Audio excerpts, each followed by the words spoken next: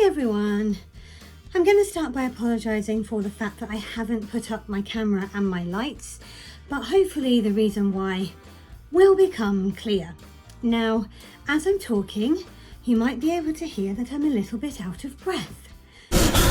That's been the case for a few weeks now, and so finally this week I went to go and see a respiratory nurse. And I was really nervous because when I made the appointment to go and see that nurse, the receptionist at my doctor's surgery was like, "You're asking to see her, you haven't actually been referred to her by a GP, so she might say to you, your name's not on the list, you're not coming in." So I was super nervous that I was going to get told off for being there, but she was lovely. Basically, in January of this year, I started getting symptoms of sinusitis. Basically, I had pain all across here, I was blowing my nose a lot, I was feeling really stuffy, and it was starting to affect my asthma.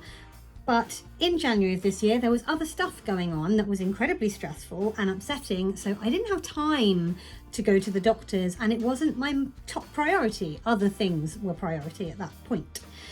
But by February, I decided, okay, I need to go and I need to just say what's going on. And I got put on antibiotics and also steroids for my asthma because my peak flow was way below where it ought to be. Unfortunately, after being on those antibiotics for a week, I gave it another week and I was still feeling pretty rubbish.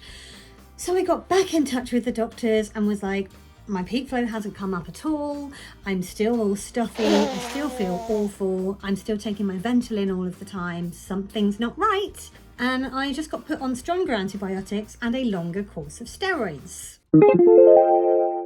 Fast forward another couple of weeks after I had finished those antibiotics and those steroids, and I was still in exactly the same position. Whilst all of this was going on, what made me get put on the second lot of steroids and the second lot of antibiotics was I had to go to the doctors to be nebulized because I had a big asthma attack. My oxygen level dropped to about 92, so I was sat in the doctors with this oxygen mask on thinking, this doesn't feel right.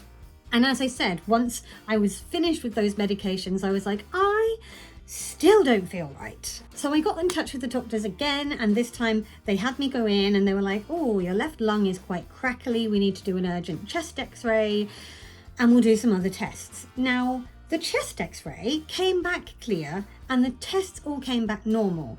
So the doctors were like, you've probably just got some sort of virus and you need to sit it out and wait for it to get better. And I was like, I think my asthma's got worse, and I think that's what a lot of this is. So long story short, I finally went to see the respiratory nurse this week, and she asked me what my peak flow was. She did my blood oxygen levels and things like that, and she was like, I can hear you wheezing as you talk to me right now. You are clearly not in a good place with your asthma. It's clearly not controlled, and I think we need to refer you to the hospital for secondary care.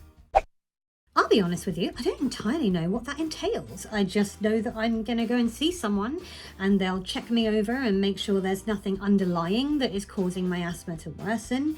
Nothing, going on with any other part of my body that could be influencing my asthma. My asthma is very gullible, what can I say? And hopefully they will make sure that I'm on the right medication and get it all under control, because being able to breathe is so nice. Don't take that for granted. Turns out I was already almost on the highest level of medication the doctors can prescribe me at home, hence needing to go to the hospital. They managed to bump me up slightly on my inhaler, but after this, there's nowhere else to go.